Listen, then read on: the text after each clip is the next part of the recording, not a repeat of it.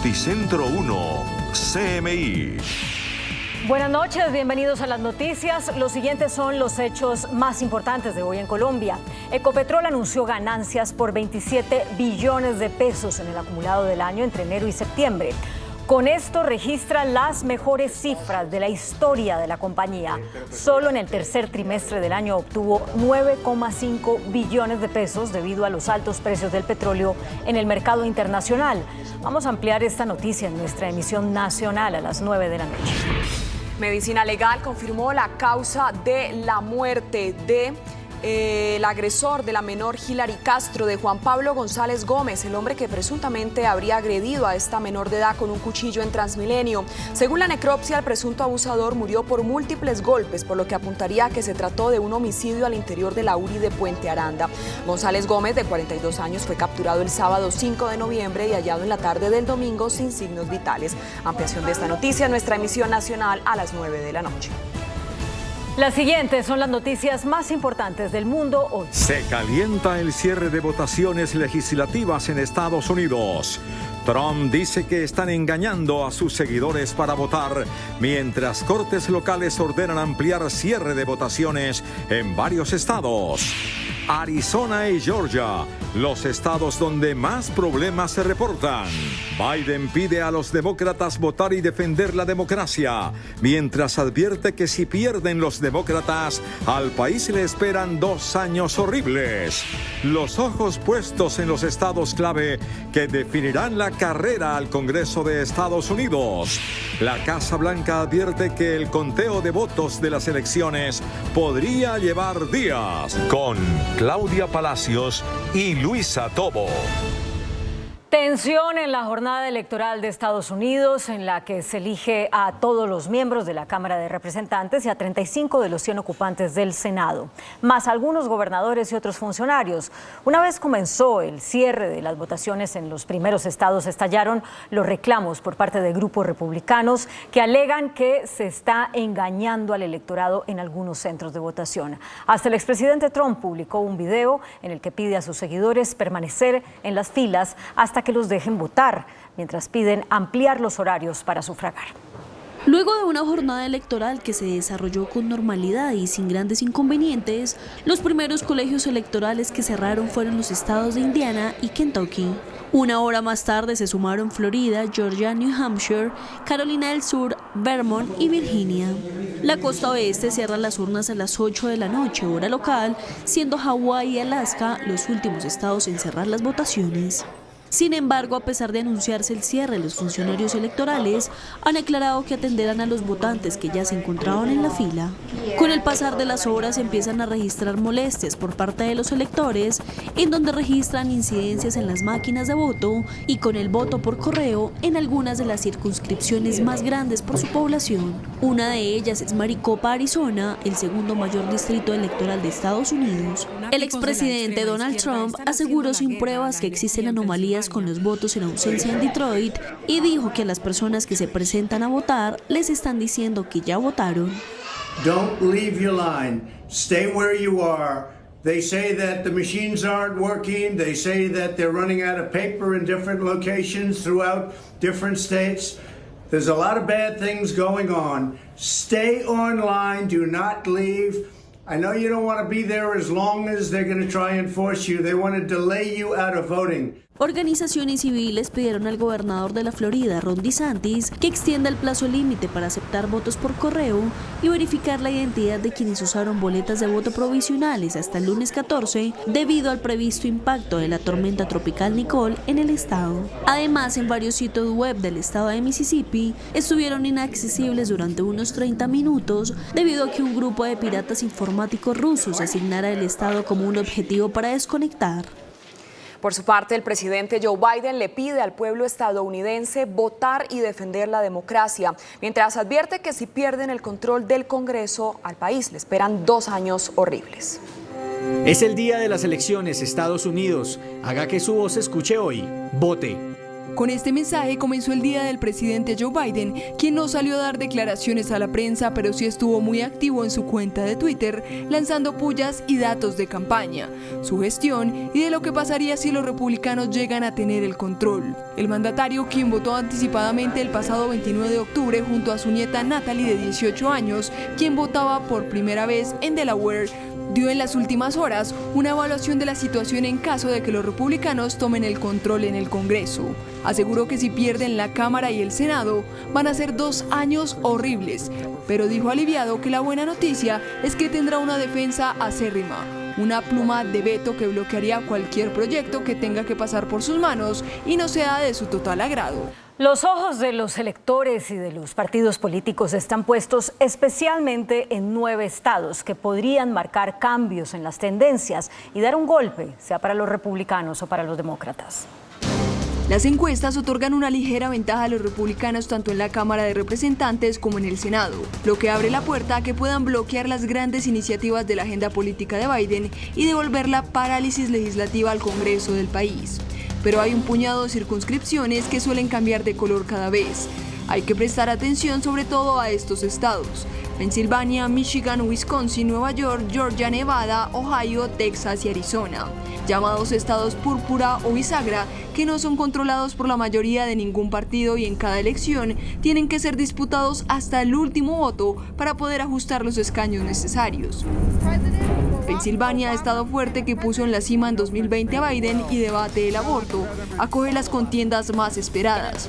La silla al Senado es un tiro al aire que se disputan actualmente el vicegobernador demócrata John Fetterman y el médico Mehmet Oz, cada uno con críticas por su poca transparencia. Georgia también es muy observado. Es el estado al que Biden también le debe su llegada a la Casa Blanca. Raphael Warnock se enfrenta al exjugador de fútbol americano Herschel Walker, pupilo de Donald Trump. Walker, que se declara pro vida y defiende los valores conservadores, ha sido acusado por 2 mujeres con las que tuvo relaciones íntimas de forzarlas a abortar. En Nueva York, el alcalde demócrata Eric Adams está bajo fuego cruzado por el flexible manejo de la crisis de los más de 20.000 migrantes que ha recibido desde Texas, por lo que los acorralados y cansados seguidores de su partido podrían cambiar su voto y darles una victoria a los republicanos. En Texas, también republicano, la pugna está entre el gobernador Greg Abbott, que busca su 3er mandato, y Beto O'Rourke, quien ha presentado iniciativas contra la violencia armada y puede ganarle a su contrincante asusando la ira de los electores por los últimos y trágicos tiroteos. Un portavoz del gobierno estadounidense advirtió que el conteo de votos de las elecciones de medio término podría llevar varios días. La Casa Blanca informó que el conteo de votos de las elecciones legislativas que se celebran este martes en Estados Unidos podría llevar días, por lo que es posible que no se conozcan los resultados de todas las contiendas al poco tiempo de cerrar las urnas. El resultado de muchas batallas electorales suele conocerse el mismo día de la votación, pero otras veces la carrera está tan ajustada que se tarda días o incluso semanas, como fue el caso del presidente Joe Biden, que tardó 5 días en ser declarado ganador en 2020, y algunas contiendas tardaron incluso más, pero dicen que ese es el costo de asegurarse de que cada voto se cuente con precisión. Cabe aclarar que en Estados Unidos no existe una autoridad electoral central y las secretarías de Estado de cada uno de los 50 estados del país son responsables del conteo de votos. Además, otro aspecto que puede retrasar el conteo electoral es el voto por correo, el cual en estas elecciones de medio término se han visto marcadas por la votación anticipada, la cual ha superado hasta ahora los totales de 2018 en 4 de los 6 estados clave en las elecciones intermedias, como lo son Georgia, Michigan, Nevada y Wisconsin. El exmandatario de Estados Unidos, Donald Trump, ejerció su derecho al voto en Palm Beach y advirtió que habrá una sorpresa el próximo martes, 15 de noviembre. El expresidente republicano Donald Trump votó este martes en Palm Beach, Florida, rodeado de simpatizantes y periodistas y sin dar ninguna pista sobre el anuncio importante que hará el próximo 15 de noviembre y que se cree que puede ser su decisión de ser candidato a la Casa Blanca en 2024. Trump y su esposa Melania acudieron a votar al centro recreativo Morton y Barbara Mandel, situado cerca de Mar-a-Lago, la mansión donde tiene establecido su domicilio particular desde antes de que dejara de ser presidente en enero de 2021. I think we're going to have a great night. I think it's going to be great for the country. It's an honor to be here. They've done a fantastic job inside. I think that the conference close. But I think we're going to have a very big night, and it's going to be very exciting to watch. El líder político, al salir del centro de votación, dijo que había votado por el gobernador de Florida, Ron DeSantis, quien puede cruzarse en su camino en la nominación presidencial republicana. Con estos comicios, los republicanos y demócratas se juegan el todo por el todo, pero no solo está en juego el futuro de los partidos, también se define lo que podría ser la próxima carrera presidencial, el futuro del aborto o el uso libre de la marihuana. Los demócratas han ocupado ambas cámaras del Congreso y la presidencia durante los últimos 2 años, pero es posible que no tengan ese poder consolidado por mucho más tiempo. Los republicanos son los favoritos para ganar la Cámara de Representantes y buscan recuperar el control del Senado en las elecciones de medio término y llegar a las más de 30 gobernaciones.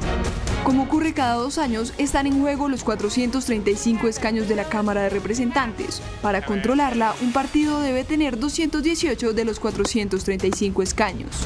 Los republicanos son favoritos para ganar 216 escaños, mientras que los demócratas tienen 199 escaños. 20 asientos se clasifican como sorteos.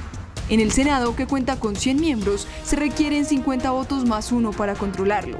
Los demócratas necesitan al menos 50 escaños, con la vicepresidenta Kamala Harris dándoles el voto de desempate para la mayoría, mientras que los republicanos necesitan 51 para obtener el control. En la Cámara Alta los mandatos duran 6 años, por lo que se renovará más de un tercio, es decir, 35. En estas elecciones, la marihuana podría volverse legal en casi la mitad del país. En Arkansas, Maryland, Missouri, Dakota del Norte y Dakota del Sur, se le preguntará a los votantes si apoyan la legalización del uso recreativo de la marihuana para adultos. Por otro lado, los estados de California, Michigan y Vermont buscan blindar el acceso al aborto, mientras que Kentucky y Montana quieren limitarlo más. La economía y la política están en juego en estas elecciones. Los demócratas tienen el control ejecutivo y la mayoría en el Congreso. De revertirse la balanza de poderes, los republicanos quedarían al menos los próximos 2 años con mayoría en el Congreso y en la Corte Suprema, 2 de las 3 ramas del poder político en Estados Unidos.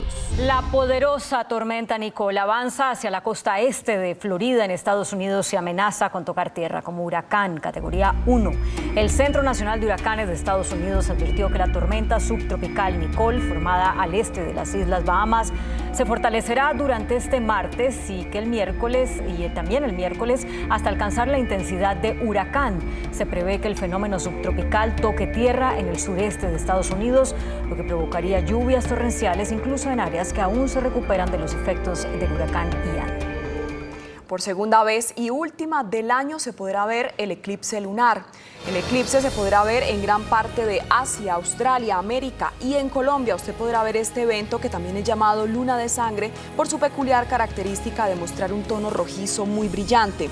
En nuestro país este evento tendrá un inicio parcial a las 4:09 de la mañana y tendrá una completa visibilidad a partir de las 5:16 de la mañana.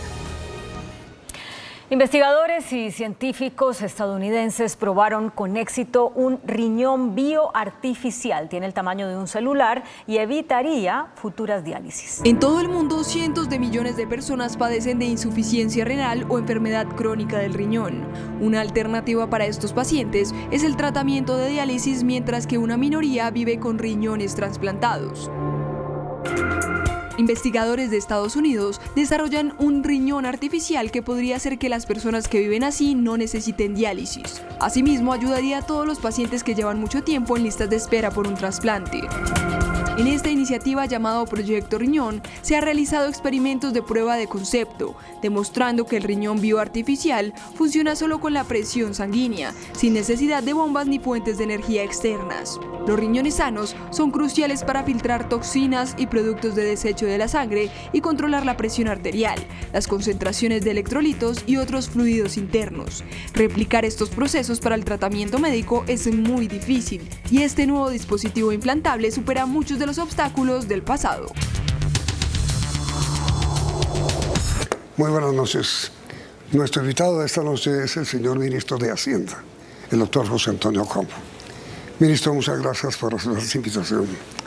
Ministro, el Fondo Monetario, en un informe divulgado hoy, dijo que las perspectivas económicas para América Latina y obviamente para Colombia para el año entrante no son buenas. A pesar de que subió el crecimiento o la expectativa de crecimiento económico del 3 al 3.5 para este año, calculó en 1 punto y pico para el año entrante. Así de terrible es el futuro. Bueno, en primer lugar, muchas gracias, Yamil, por la invitación para estar con usted y además con toda su audiencia el día de hoy. Quiero decirle que, bueno, yo creo que es un consenso mundial que los efectos de este escenario, incluso geopolítico complejo, que estamos viviendo desde la invasión de Rusia a Ucrania, han hecho más difícil el contexto económico del mundo y especialmente el de economías como las nuestras.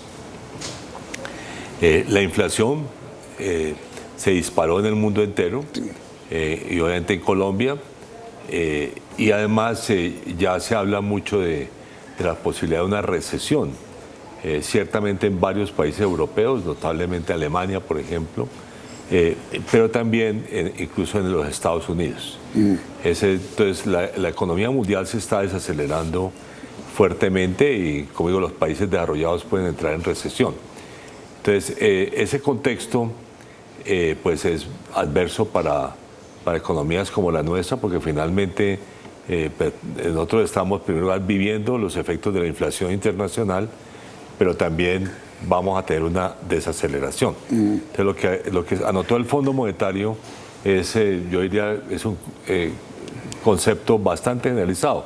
Si mira los informes del Banco Mundial o los de la OCDE, también tienen exactamente el mismo escenario. Entonces América Latina, digamos, va a experimentar como resultado de ello una desaceleración. Debo decir, sin embargo, que en esos escenarios del Fondo Monetario Colombia le va relativamente bien. O sea, finalmente este año vamos a ser de pronto la economía más dinámica de América Latina, con alrededor del 8% de crecimiento. ¿8? 8%. Y el año entrante el Fondo Monetario en esas previsiones que tienen un promedio para América Latina del 1.7% de crecimiento, Colombia tiene 2.2%. O sea, ellos de todas maneras nos ponen en el lado pues ligeramente optimista, digamos, ¿no?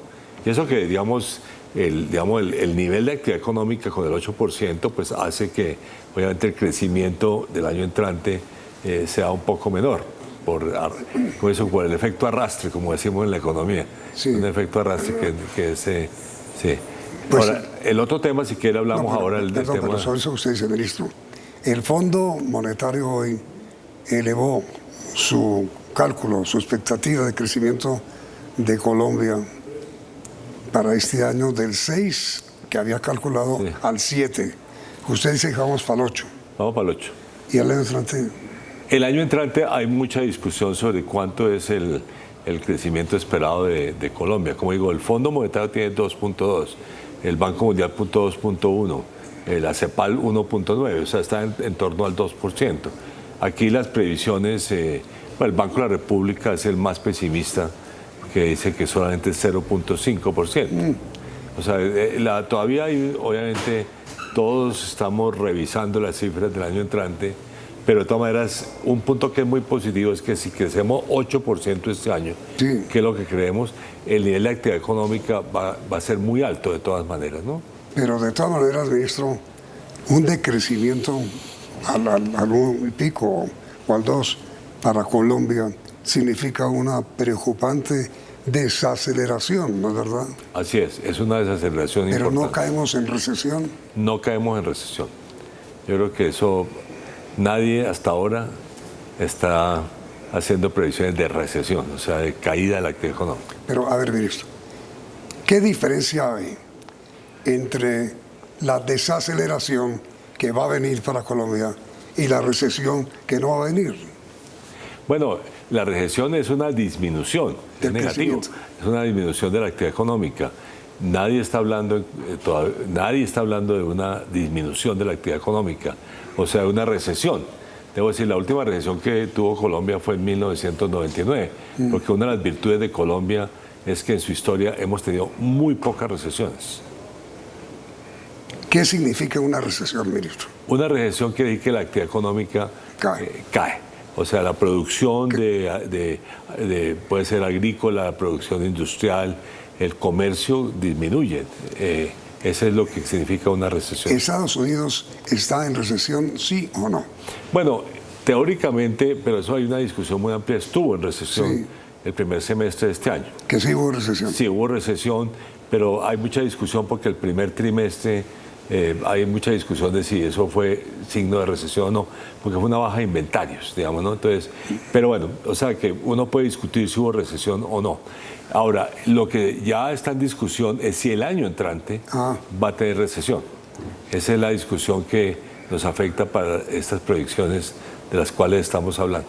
Pero entonces, hoy hubo elecciones legislativas en Estados Unidos.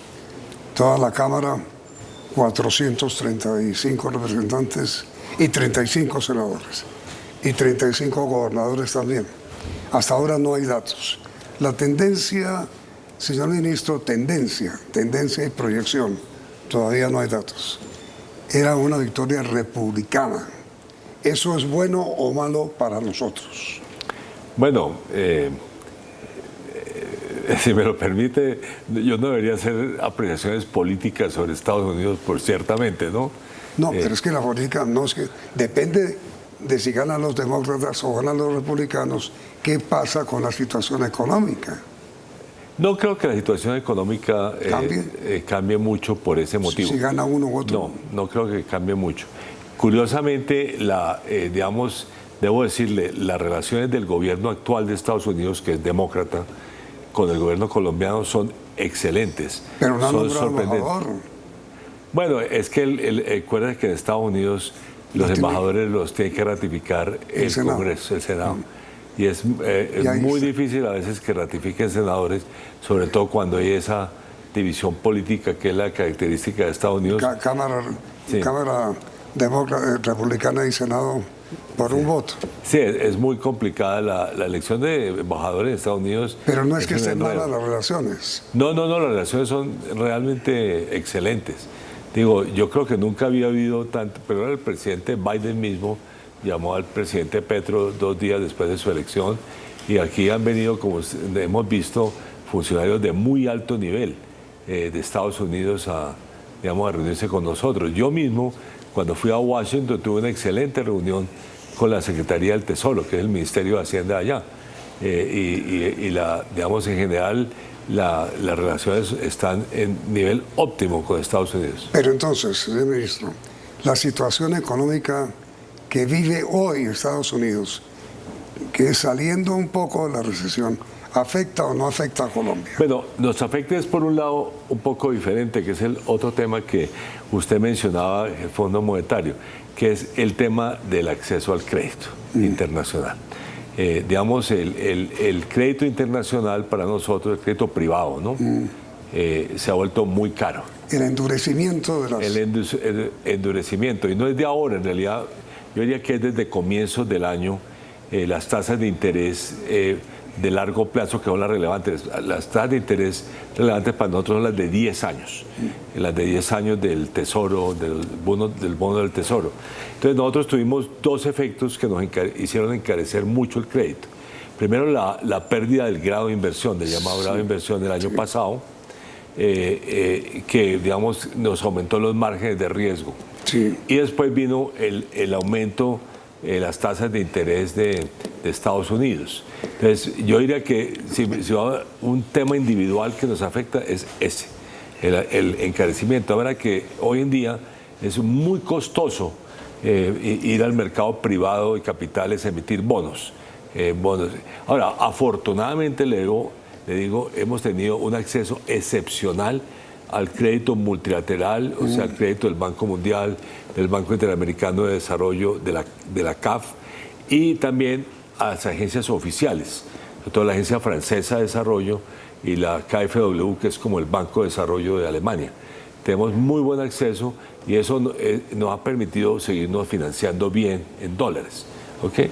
Incluso tenemos algunas ofertas interesantes de las cuales podemos hablar ahora más adelante. Pero en el mercado privado, o sea, la emisión de bonos, es mucho más compleja y ahí estamos viendo cuáles son las opciones que tenemos ahora y en los próximos meses. Ahora, señor ministro, mire, sobre la baja del grado de inversión que aplicaron Standard & Poor's, Fitch, Moody. No, Moody no fueron las dos primeras. Standard & Poor's y Fitch. Pero usted tuvo reunión hoy con Fitch. Hoy tuve con Fitch, sí. Que nos bajó. Fue uno de los que nos bajó, sí. ¿Nos va a subir? Bueno, eso no es inmediato. No, pero sí. No, le cuento, la otra vez que perdí, yo fui ministro de Hacienda cuando teníamos grado de inversión en los años 90, y le digo que es bastante mejor tener grado de inversión. Pero digamos, cuando uno pierde el grado de inversión, como lo perdimos la vez pasada, se demoró 11 años, yo creo que nos vamos a demorar menos. Esperamos que lo logremos durante este gobierno, o sea, en un par de años. O sea, lo que digamos, yo también me había reunido con las 3 agencias de Nueva York, cuando visité a Nueva York en septiembre. Y yo diría, la visión de Moody's sigue siendo positiva. ¿Okay? Y las otras 2 agencias, yo lo que estaba esperando a los resultados del año entrante para a partir de ahí ver si nos cambia el grado de inversión. Y hoy día son 2 temas básicos. Si vamos a reducir el déficit fiscal y si vamos a reducir el déficit externo, o sea, la diferencia entre exportaciones e importaciones, ¿no? Esos son los 2 temas que, digamos, que son críticos para ellos, porque consideran que tenemos un déficit fiscal muy alto, con una deuda pública muy alta, y en segundo lugar, que tenemos un déficit comercial o en cuenta corriente en términos más amplios. Balanza de pagos. La balanza de pagos, que es muy alto. Entonces, esos 2, yo diría que si el año entrante logramos los objetivos que hoy le presenté a Fitch y le presentaré a Standard & Poor's el jueves, digamos, si logramos esos objetivos, que es reducir ambos déficits, creo que tenemos una posibilidad de que pasemos al lado positivo, o sea, que por lo menos 2 agencias, o sea, una de estas 2 que nos quitó el grado de inversión, nos pasa el grado de inversión y entonces ya tenemos grado de inversión en el mercado internacional. Pero usted me acaba de decir que la reacción de Fitch no es inmediata, pues a largo plazo. Bueno, digamos no largo plazo, mediano plazo. No, porque si el año entrante, lo que nos dijeron sí, que van a esperar los resultados del año entrante. ¿Ah, sí? Sí. ¿Que la van a subir? No, ahí no paría. Que la van a revisar. Que la van a revisar con base en si logramos los objetivos del año entrante. Y ya con base también en la reforma tributaria. Y con base en la reforma tributaria también. Que ellos han presionado por eso, ¿no? Todos. Yo le digo, la visión internacional sobre la reforma tributaria colombiana es muy positiva. A favor de la reforma. A favor de la reforma. Como necesaria. Como necesaria y conveniente. Y conveniente para unos sectores. No, pues, conveniente en el sentido de que para el país. Para el país, exactamente. Pero para unos sectores de Colombia inconveniente. Bueno, eso lo podemos discutir. Discutámoslo ahora, ministro, después de comercial.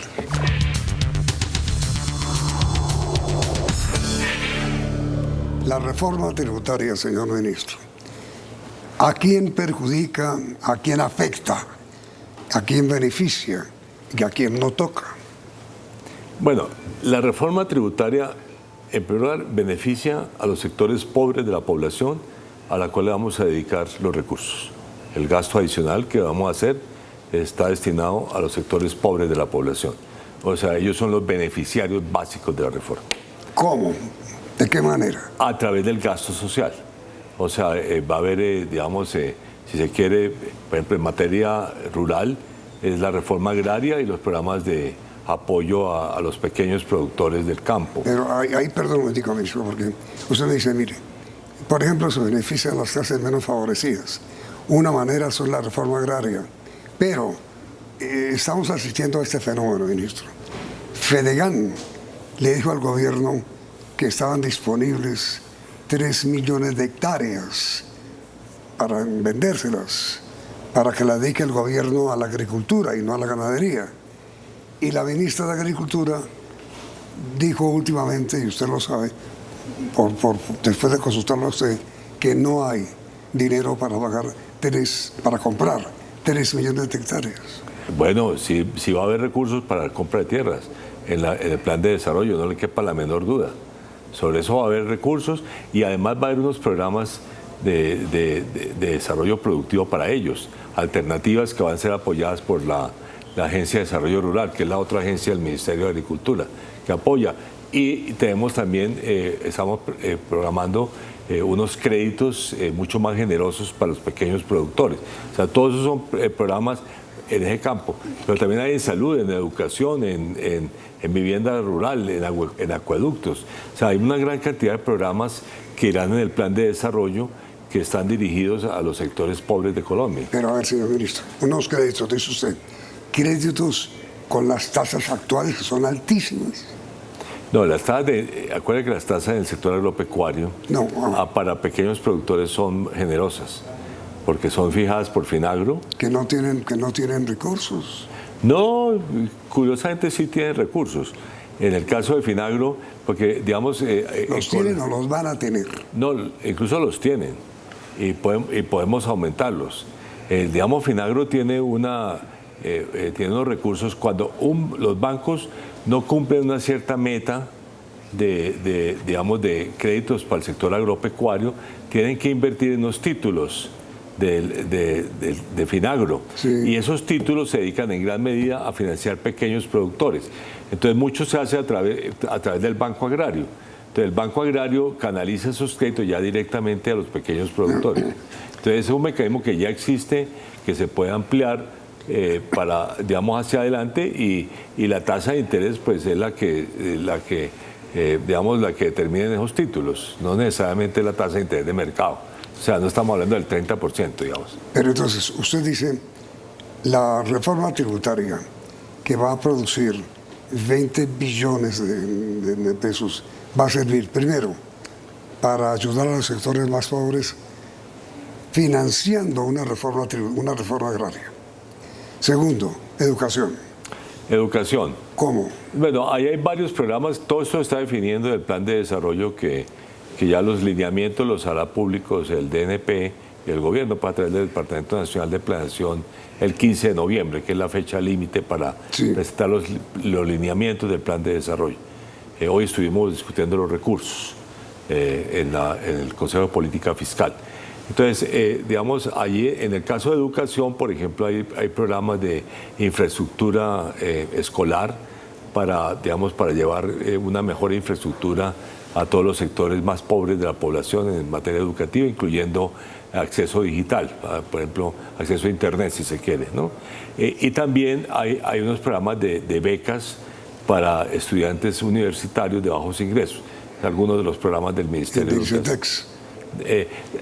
También eso ya se incluyó en la reforma tributaria. Dicho sea de paso que... Financiación de educación. Claro, no, que hay un límite a la tasa de interés que van a pagar al ICETEX. Bajándolas o eliminándolas. No, básicamente es la inflación. O sea, ya no se les cobra, se le estaba cobrando 8 puntos por encima de la inflación. Ahora va a ser inflación. Entonces, eso obviamente habrá que ponerle algunos recursos del presupuesto nacional a ICETEX para que pueda manejar ese financiamiento que ahí quedó también ya consignado en la ley del plan de desarrollo. La pregunta inicial mía, señor ministro, fue ¿a quiénes beneficia? ¿A quiénes afecta y a quiénes afecta más? Pues, a las empresas, a las sociedades, a las personas naturales. Sí, entonces, si se quiere, ¿a quiénes afecta? ¿A quiénes afecta? Pues obviamente a los sectores, a las personas naturales de más altos ingresos, a través de dos mecanismos, un límite a los beneficios tributarios que pueden utilizar las personas de más de 13 millones de pesos mensuales de ingresos. De ingresos. Ese es un primero. Y el impuesto al patrimonio. Exactamente cómo va a operar, cómo se va a aplicar el impuesto al patrimonio. Bueno, digamos por encima de 3.000 millones de pesos más o menos, porque eso va a variar año por año. En realidad es de 3.500, porque hay una excepción para las 500 millones para la vivienda personal. ¿A partir de 3.500 paga cuánto? Paga 0.5%. O sea, por encima de 3.500. ¿Hasta cuánto sube? Hasta 5.000. Ahí en 5.000 pasa al 1%. Y a partir de 10.000 millones al 1,5%. Ese es el impuesto, como dice. Y en el pasado, le digo, cuando yo pagaba impuesto al patrimonio en los años 80, digamos, llevaba hasta el 2% del impuesto al patrimonio, hay que recordarlo. En fin, entonces ese es el impuesto al patrimonio y es un impuesto pues a las personas de más altos, en realidad de más altos ingresos y más alta riqueza. ¿No desestimula ese impuesto la inversión? Pues mire, que a mí me demuestren que en los años 60 y 70 y 80 desestimulaba la inversión. Hasta donde yo alcanzo a ver, eso no ocurrió. Y hay mucha investigación, incluso del propio Fondo Monetario Internacional, que dice que el impuesto al patrimonio no estimula la inversión. A ver, señor ministro, mire, Ecopetrol divulgó hoy sus últimas cifras, el balance de cifras. El último trimestre tuvo utilidades por 9.5 billones, casi la mitad de lo que usted proyecta recaudar en la reforma. Y en lo que va del año, de octubre a octubre, 27 billones. Es decir, más de lo que usted va a recaudar en la reforma. Y la quieren acabar, o mejor dicho, suspender su función extractiva, tanto de petróleo como de gas. No, no, de ninguna manera. Además, para nosotros Ecopetrol, y lo reitero nuevamente, es la empresa líder de Colombia, la número 1 de Colombia. Sí. Así lo hicimos cuando nombramos la nueva junta directiva. Y va a continuar. Y va a continuar. Digamos, además, Ecopetrol tiene, digamos, en su futuro va a tener múltiples funciones, incluyendo la parte extractiva. Sí, que va a continuar. Va a continuar. Ya el presidente dejó claro de que los contratos de exploración y sobre todo los de explotación, sí, o sea, van a continuar vigentes, todos los contratos. Los de exploración que se han concedido. Los que se han concedido. Pero vea, aquí le digo, hay 121 contratos en ejecución, 37 en trámite de terminación. Hay 36 suspendidos que la ministra de Minas y Energía ha anunciado que va a ver cómo se pueden reactivar. O sea, lo que tenemos es casi 200 contratos de exploración está en curso. Y algunos de ellos tendrán éxito. Y otros no. Y otros no. Pero la concesión de nuevas licencias de exploración va a continuar. Bueno, eso lo vamos a ver una vez haga este inventario. Es que este inventario, es que estamos hablando de casi 200 contratos. Perdón, ministro. Si usted me pregunta, ¿debe desaparecer la explotación? Sí. La explotación. No, exploración. No, en realidad la explotación. O sea, debemos depender del petróleo y el carbón hacia el futuro. La respuesta es si vamos a cumplir los objetivos de cambio climático del mundo. Hace rato se ha dicho a largo plazo los hidrocarburos, salvo que nos descubramos que es un tema del cual también hay una larga investigación. Plazo, pero no en el futuro inmediato. No en el futuro inmediato. Seguiremos dependiendo del petróleo y del carbón. Claro, totalmente. Y del gas. Aquí en Colombia seguiremos dependiendo del petróleo y el carbón. En este gobierno. En este gobierno, de hecho, las perspectivas que tenemos de producción de petróleo en particular son crecientes. Es decir, entonces, para darle calma a las multinacionales de exploración, las licencias nuevas de exploración se van a reanudar. Las licencias actuales se están evaluando y con base en las expectativas que generen en términos de producción para el futuro, veremos si se necesitan nuevas licencias. Hablemos ahora, señor ministro, del dólar y de inflación, pero ya hoy no hay tiempo. ¿Me acepta usted grabar para mañana? No, encantado. Muchas gracias, ministro, muy amable. Bueno. Y a ustedes también gracias por la sintonía. Y los invitamos a continuar mañana con José Antonio Ocampo, ministro de Hacienda. Noticentro 1, CMI. Por primera vez en la historia, presos piden humanizar régimen carcelario. Ministro de Justicia anuncia proyecto que reconoce polémico artículo para cambiar política criminal. Mujer cerebro de millonario desfalco acordó con Fiscalía delatar a funcionarios corruptos de la DIAN. Históricas utilidades de Ecopetrol. Minhacienda defiende a la compañía y confirma posible aprobación de nuevos proyectos de exploración. Masivo secuestro en el Valle, entre ellos un ex-FARC firmante de la paz. Presunto abusador de menor de edad en Transmilenio fue asesinado a golpes en la celda, revela Medicina Legal. En libertad, 13 capturados por atraco masivo en Transmilenio. Nueva condena a Ida Merlano, 5 años y 6 meses. En Estados Unidos, ligera ventaja de los demócratas en el Senado. Con Claudia Palacios y Luisa Tobo. Iniciamos nuestra segunda hora de noticias. Por primera vez en la historia del Congreso, 3 personas privadas de la libertad hablaron ante la plenaria del Senado y pidieron la humanización del sistema penitenciario y la conversión de las cárceles en centros de resocialización. En un hecho sin antecedentes, 3 personas privadas de la libertad hablaron esta noche ante la plenaria del Senado pidiendo que la sociedad cambie su política criminal para resocializar a quienes caen en prisión. Queremos un país mejor, tratemos a las personas mejor. Yo no estoy pidiendo impunidad, yo pido oportunidades. Mi caso es uno más, yo soy un número. Por favor, busquemos un equilibrio que nos una como colombianos, que los que piden orden se vean, que los que piden equidad también lo vean y que los que piden libertad también. Una esperanza que año tras año se ha venido cayendo, porque los privados de la libertad son la vergüenza nacional y contra ellos todo, pero para ellos nada. El ministro de Justicia, Néstor Osuna, presentó esta noche ante el Senado el siguiente panorama del sistema carcelario del país. Personas privadas de la libertad, 195.265. En cárceles están 97.300. En detención domiciliaria, 71.185. En estaciones de policía, 22.319. En cárceles de las entidades territoriales, 2.900. En URIs, 1.561 personas. El hacinamiento carcelario es de 40.000 personas.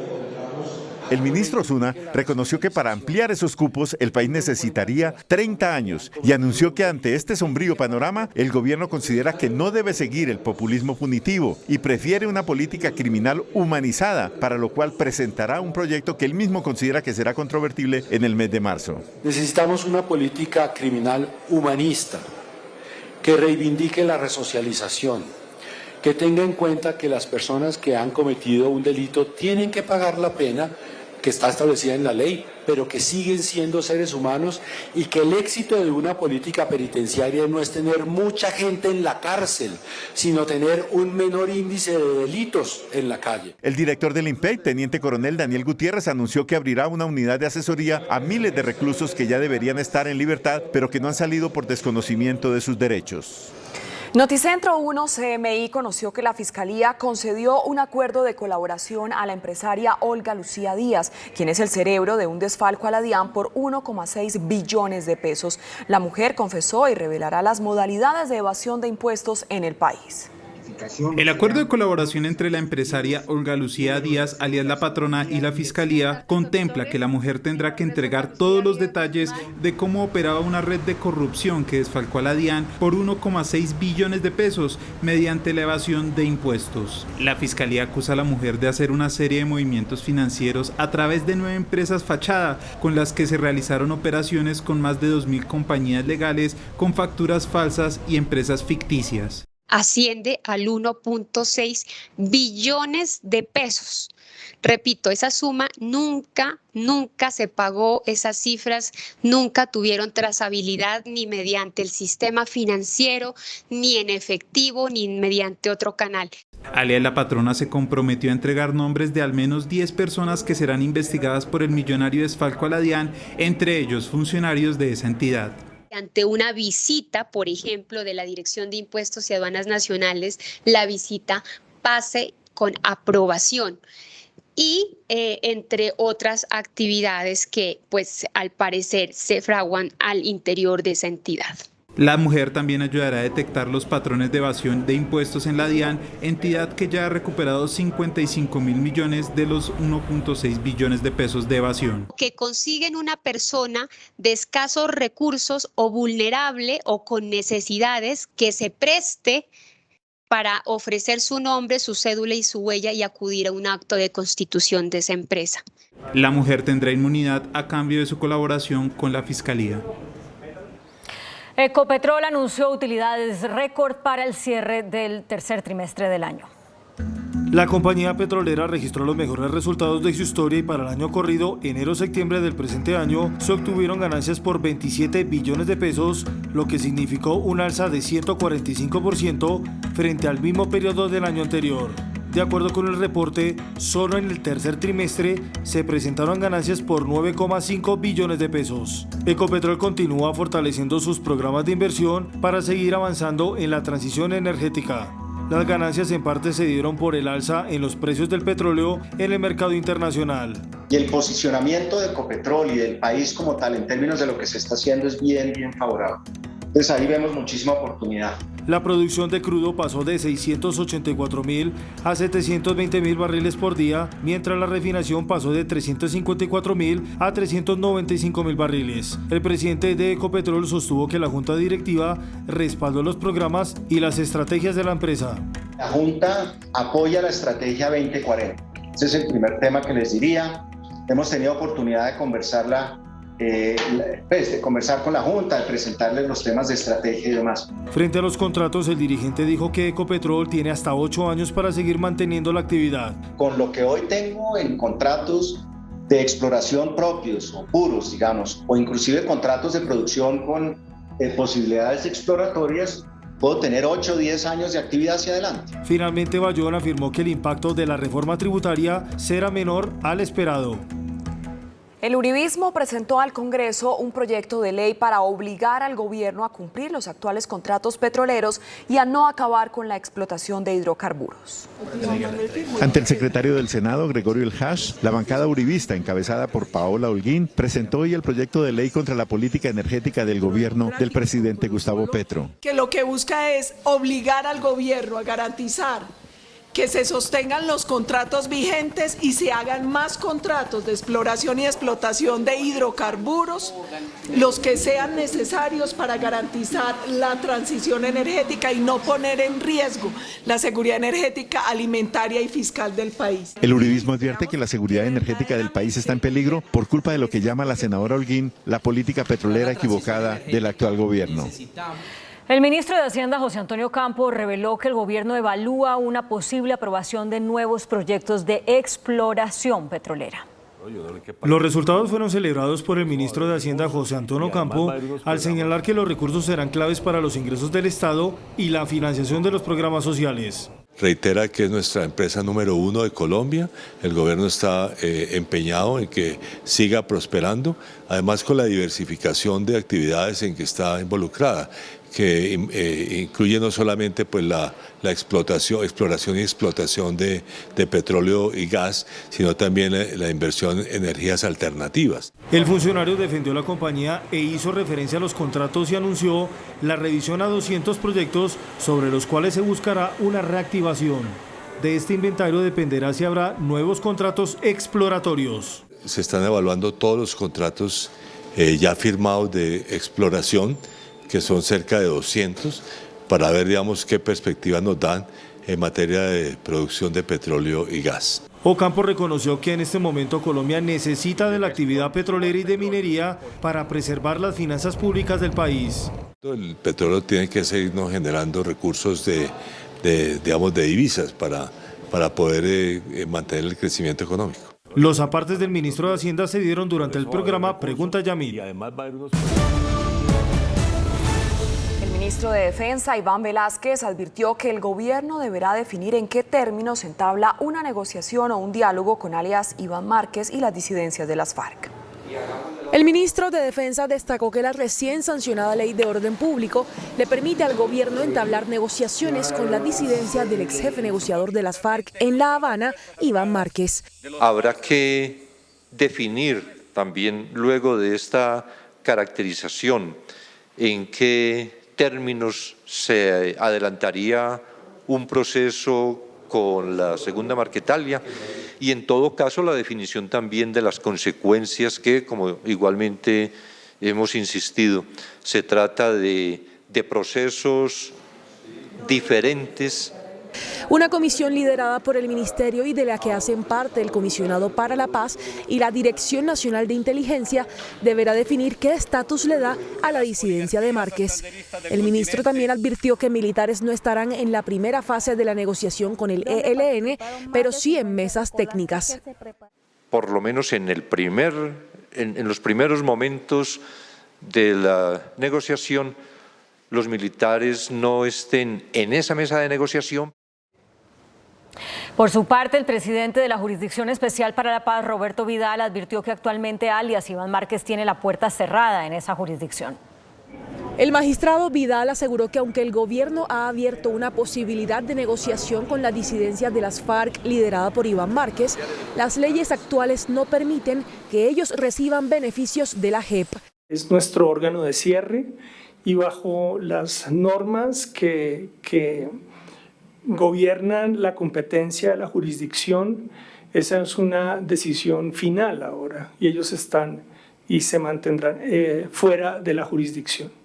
El magistrado no cierra la puerta a que futuras normas permitan que la JEP les dé una nueva oportunidad a los disidentes. Tendríamos que ver si en el futuro, en esas transformaciones legislativas, se abren posibilidades procesales, pero con las que tenemos hoy no hay una modificación de la decisión tomada por nuestra sección de apelaciones. Vidal confirmó que mantienen un diálogo permanente con el comisionado de paz, Danilo Rueda, sobre los avances de la paz total. 4 personas, entre ellas un firmante de la paz, fueron secuestrados hoy en zona rural de Buenaventura. Las 4 personas, entre ellas el excombatiente de las FARC, identificado como Winston Arroyo, salieron en una embarcación desde Buenaventura hacia el río Cajambre, pero fueron interceptadas en la zona conocida como Punta Bonita por sujetos armados que las llevaron con rumbo desconocido, y desde entonces la Armada Nacional intenta ubicar su paradero con un amplio despliegue militar. La Armada Nacional de Colombia ha incrementado sus operaciones militares en el área rural de Buenaventura, departamento Valle del Cauca. Fueron interceptadas por unos sujetos armados, al parecer pertenecientes a un grupo armado ilegal. Las víctimas estarían en poder de la columna Jaime Martínez de las disidencias de las FARC, y organizaciones defensoras de los derechos humanos han pedido respeto por su vida. Con el paso de los días aumentan las personas damnificadas y las afectaciones por la temporada de lluvias que golpea todo el país. Cerca de 200.000 familias están afectadas por las lluvias en todo el país. Más de 5.000 viviendas han quedado completamente destruidas y 22.000 hectáreas de cultivos se han perdido. Tenemos 390 municipios en declaratoria de calamidad pública, 26 departamentos, y hay unas cifras que están cambiando todo el tiempo. Inicialmente teníamos 168.000. Sí, pero esas cifras fueron hasta la semana pasada. Este fin de semana aumentó. La costa Caribe ha sido de las zonas más afectadas por el invierno. Tenemos Sucre, tenemos Córdoba, Atlántico, Bolívar, tenemos La Guajira. O sea, la costa Caribe realmente ha sido de las más afectadas. Luego viene toda la región andina. Allí tenemos Antioquia, Cauca ha sido bastante afectada. Ciudades como Cartagena cumplen 4 días con intensas lluvias y son más de 12.000 familias afectadas en 37 zonas de la ciudad. Hemos tenido una cantidad, no solo las inundaciones, sino ahorita una de las mayores preocupaciones son los deslizamientos, porque tantos días seguidos con el agua acumulándose va rodando la tierra. Para el caso del resto del departamento de Bolívar, la situación es crítica. Alrededor de 39 municipios de 46 se han declarado en emergencia. Más de 40.000 familias están en este momento damnificadas en el departamento de Bolívar. En las últimas horas se instalaron en Cartagena los puestos de mando unificado de Bolívar y Atlántico, con presencia de la ministra del Trabajo y el ministro del Interior. Y en diferentes regiones del país se presentaron emergencias como consecuencia de las fuertes lluvias. El paso vehicular sobre el kilómetro 59 a la altura del corregimiento de Lobo Guerrero, el cual comunica a Cali con Dagua y Buenaventura, afectado hace 2 semanas por las lluvias que crearon esta enorme fractura, lo intervendrán para poderlo habilitar a través de un contraflujo. Además, habrá un plan de acción para reubicar a las familias que habitan en esta zona de riesgo no mitigable. Deslizamientos de tierra acabaron con parte de 2 barrios en el municipio de Piojó, en el noroccidente del Atlántico. Son 4 días de lluvias intensas en esta zona del departamento. 86 viviendas han colapsado y se ordenó la evacuación de otras 65. Más de 150 familias han resultado damnificadas. El río Magdalena arremetió con todas sus fuerzas y rompió un tramo del Jarillón que protegía a los municipios de Regidor y San Martín de Loba en el sur de Bolívar, dejando a miles de familias damnificadas. Las emergencias que dejan a cientos de familias con el agua dentro de sus viviendas se llevó cultivos de pan coger, aves de corral y un tramo de la vía que comunica a Regidor con el municipio de San Martín de Loba. Derrumbes e inundaciones por crecientes súbitas disparan las emergencias en gran parte de Santander. En Piedecuesta, 3 días llevan sin agua 200.000 habitantes por una avalancha que colapsó la bocatoma del acueducto municipal. El presunto abusador sexual de la menor Hilary Castro en Transmilenio, Juan Pablo González, fue asesinado a golpes en la unidad de reacción inmediata de Puente Aranda. Así lo revela el informe forense de Medicina Legal. Según la necropsia, Juan Pablo González, señalado de abusar sexualmente de Hilary Castro en Transmilenio, recibió múltiples golpes en el interior de la URI de Puente Aranda, que le ocasionaron la muerte. Esa investigación está a cargo de la Fiscalía, del CTI, que tienen ya en su poder desde el fin de semana los videos y todos los elementos necesarios para esclarecer los hechos. El occiso de 42 años, capturado el sábado 5 de noviembre, fue encontrado en la tarde del domingo sin signos vitales. El hombre estaba siendo procesado por el delito de acceso carnal violento y hurto agravado y calificado en calidad de autor. La Policía Nacional, a través de la Inspección General, inicia una investigación de tipo disciplinario para determinar las responsabilidades de los policías custodios que se encontraban de servicio durante este día. El abuso sexual contra la menor de edad se registró el pasado 31 de octubre en la estación de La Castellana, cuando Juan Pablo González la amenazó con cuchillo y la obligó a practicarle sexo oral. Las protestas contra una nueva denuncia o un nuevo caso, mejor, de abuso sexual en Transmilenio paralizaron el sistema de transporte. En un calvario se convirtió el regreso a casa para cientos de personas que viven en Bogotá. Organizaciones feministas bloquearon el sistema en protesta por el presunto abuso sexual a una joven en un bus del SITP, un hecho registrado el pasado jueves. Las protestas paralizaron por varias horas la troncal de la autopista norte, la Caracas y la MQS. Ante el caos vial, el Escuadrón Móvil Antidisturbios dispersó a las manifestantes. Y después de una enfática intervención del ministro de Defensa, Iván Velásquez, oponiéndose al proyecto, el Senado de la República archivó hoy una reforma constitucional que pretendía dar el derecho al voto a los militares. Fue una reñida votación. Por 9 votos en contra y 10 a favor, quedó archivado el proyecto de acto legislativo para darles a los miembros de la fuerza pública el derecho al voto. Se recordaron episodios de la historia de Colombia donde la fuerza pública fue instrumento electoral de un partido, hasta el más reciente caso del general Eduardo Zapateiro, que según el hoy ministro de Defensa, Iván Velásquez, intervino abierta e indebidamente en la campaña electoral. En el momento de hoy no es conveniente que se avance con este proyecto, que no es conveniente que a la fuerza pública, a los integrantes de fuerza pública, se les reconozca este derecho. El autor del proyecto, el senador conservador Germán Blanco, dice que tarde o temprano los militares podrán votar. En Colombia se tiene que admitir que el voto de las fuerzas militares y de la policía no es un factor conexo a la situación de orden público que vive el país. El senador Humberto de la Calle considera que no es el momento de arriesgar la democracia. Desde hace décadas las Fuerzas Armadas son como una especie de garantía del proceso electoral y me parece que no hay condiciones en este momento para poner eso en riesgo. La senadora María Fernanda Cabal admitió que se molestó con el archivo del proyecto. Me molesta que la hipocresía de la izquierda quede tan en evidencia cuando le niegan un derecho político a los militares y policiales de Colombia. Todos, amigos y enemigos del proyecto, coinciden en que habrá un momento oportuno en los próximos años para permitir el voto de los militares y policías colombianos. La Procuraduría advirtió que solo se ha cumplido con el 16% de la adjudicación de tierras para campesinos contemplado en el acuerdo de paz. Cuestiona la Procuraduría en su más reciente informe de seguimiento al acuerdo de paz que solo se han adjudicado 485.000 hectáreas de un total de 3 millones proyectadas. Entonces, lo que se recomienda es que realmente se fortalezca este indicador del acuerdo, que iba especialmente dirigido a campesinos sin tierras o campesinos con tierra insuficiente. La Procuraduría también resaltó que solo se han formalizado 2.6 millones de hectáreas, reportando un avance del 37% en un universo de 7 millones de hectáreas prometidas.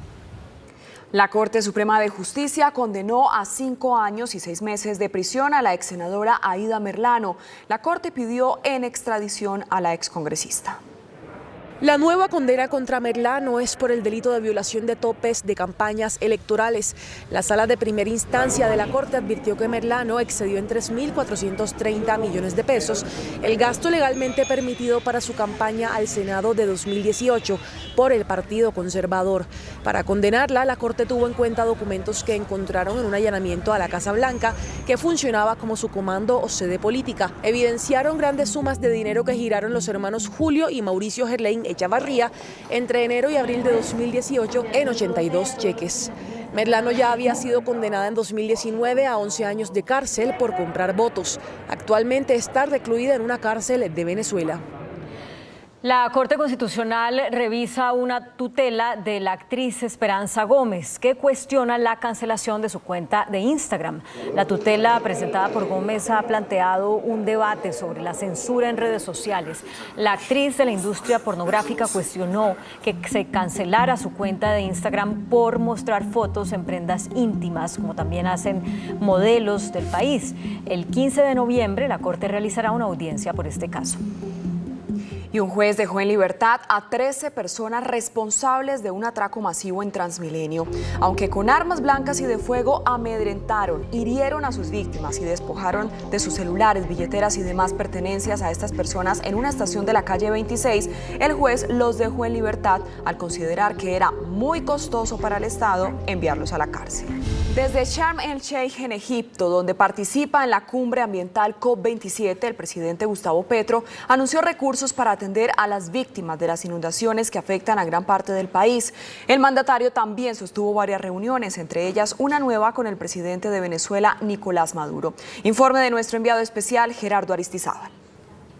Hola, muy buenas noches. La saludo desde Sharm el-Sheikh, donde el presidente Gustavo Petro cumplió su segunda jornada en la cumbre climática COP27, segundo día en el cual dice que es fundamental que se una al mundo en la defensa del medio ambiente que tiene afectadas poblaciones colombianas por las fuertes lluvias, de las cuales el presidente Gustavo Petro está muy atento. Ya su gobierno dispuso de una partida billonaria, según le comentó a Noticentro 1 CMI en entrevista exclusiva que transmitimos a mediodía. De aquí al 31 de diciembre, 2.1 billones de pesos que logramos trasladar de algunos otros objetivos que tenía el presupuesto de este año, que ya se acaba. Entonces, ¿en qué lo gastamos? Intentaremos un subsidio de 500.000 pesos a las mamás cabeza de hogar que tengan hijos menores, con el fin de disminuir la desnutrición infantil y sacar a esas familias de la pobreza. Y en la COP27 comienza a consolidarse el Frente Común de América Latina en la defensa de la selva amazónica, iniciativa del presidente Gustavo Petro, quien hoy se reunió con su homólogo de Venezuela, Nicolás Maduro, una semana después de que lo hiciera en Caracas. Lo que hicieron los presidentes de Colombia, Gustavo Petro y Nicolás Maduro de Venezuela, fue afianzar el Frente Común para la defensa de la selva amazónica, iniciativa del gobierno nacional. Muy importante esta iniciativa que ha tomado el presidente Petro. Excelente. Y empezando el año 2023 una cumbre presidencial amazónica para conseguir todo lo que es el apoyo, el financiamiento a la regeneración de toda el Amazonas, la regeneración forestal. Es vital para la vida en el planeta y es un compromiso que tenemos los suramericanos. No obstante, en reunión que tuvo con comunidades indígenas más tarde, el presidente Gustavo Petro reconoció que la comunidad internacional no ayuda mucho.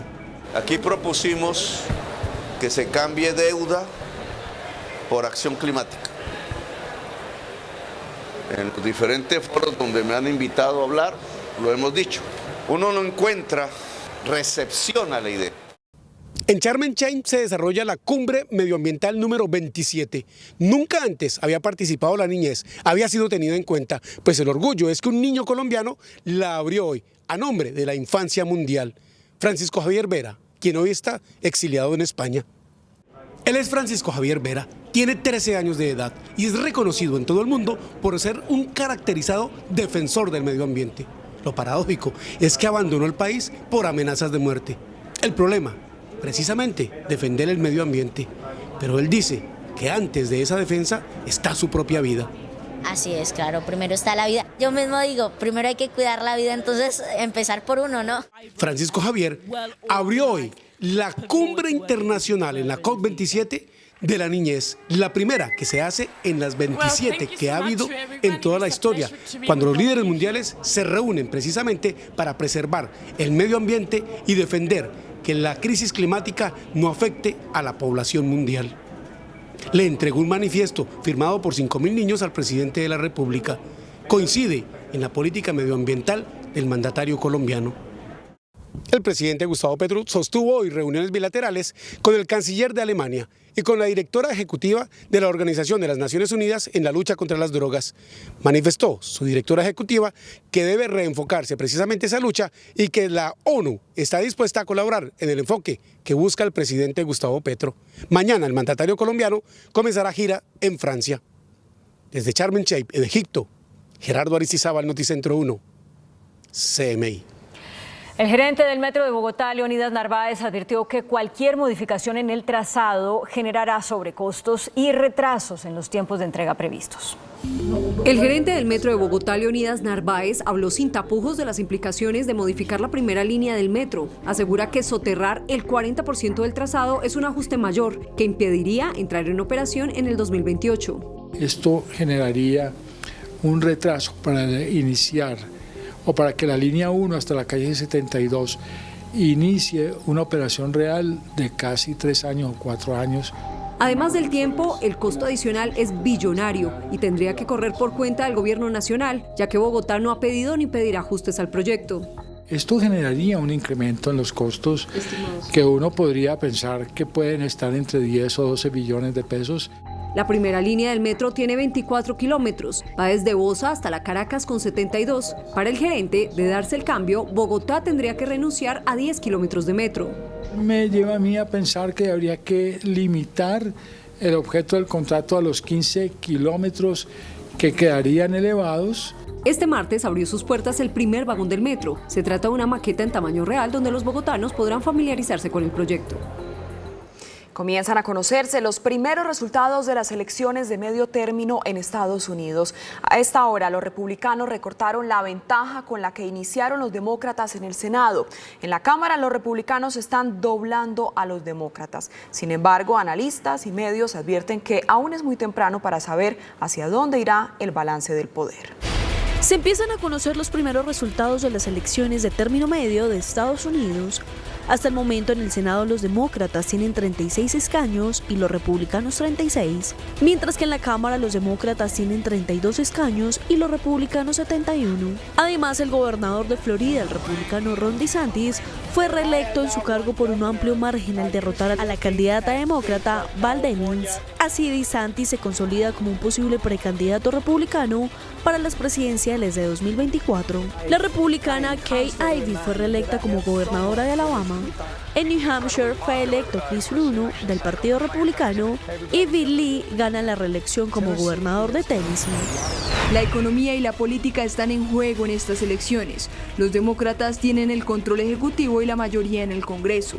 De revertirse la balanza de poderes, los republicanos quedarían al menos los próximos 2 años con mayoría en el Congreso y en la Corte Suprema, 2 de las 3 ramas del poder político en Estados Unidos.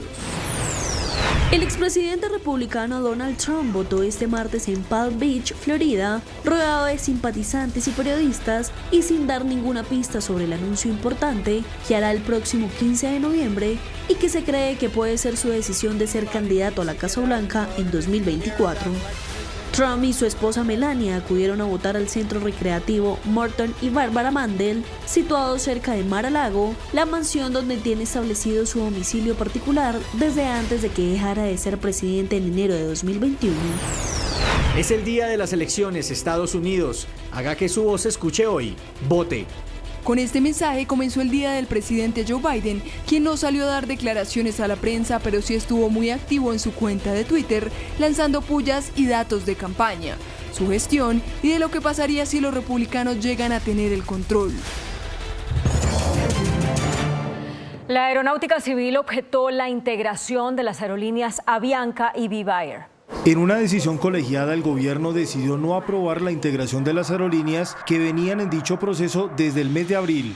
La Aeronáutica Civil argumentó que se estarían dando prácticas contra la libre competencia, monopolio del mercado aéreo y menores incentivos a los usuarios. Fueron resueltos, considerados, no solo respetando el debido proceso de los terceros interesados, de las partes involucradas, sino pensando en el consumidor y en garantizar una adecuada competencia en el sector. La integración justificada por una crisis de Viva tampoco fue acogida por las autoridades aeronáuticas.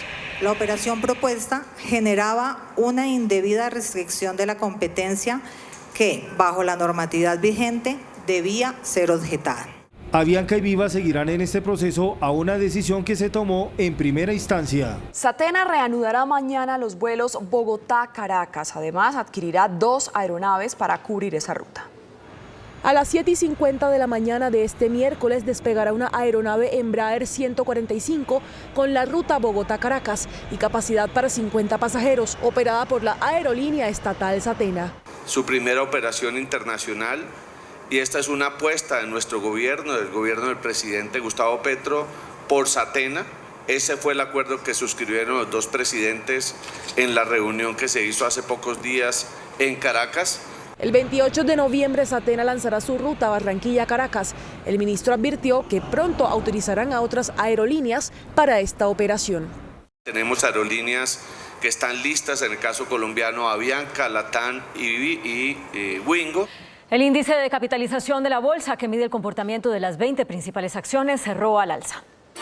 El índice selectivo MSCI Colcap de la Bolsa de Valores de Colombia subió 0,68% a 1.252 puntos. La acción del Banco de Bogotá fue la que más subió, con una valorización de 3,99% a 28.400 pesos. La acción de Fabricato fue la que más bajó, con una pérdida de 7,86% a 6 pesos con 45 centavos.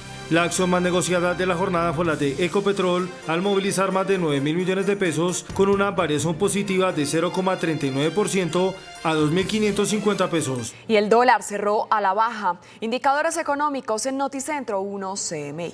La tasa representativa del mercado que regirá para mañana miércoles será de 5.013 pesos con 20 centavos. Los profesionales del cambio compran la divisa en promedio en 4.880 pesos y la venden en 4.970 pesos. Un euro cuesta 5.013 pesos. La libra de café en Nueva York se cotizó a $1.66 centavos. El azúcar se transó en 19,2 centavos de dólar la libra. El barril de petróleo WTI se cotizó a $88.67 centavos. La referencia Brent para Colombia se cotizó en $95.06 centavos. Una acción de Ecopetrol cuesta 2.550 pesos.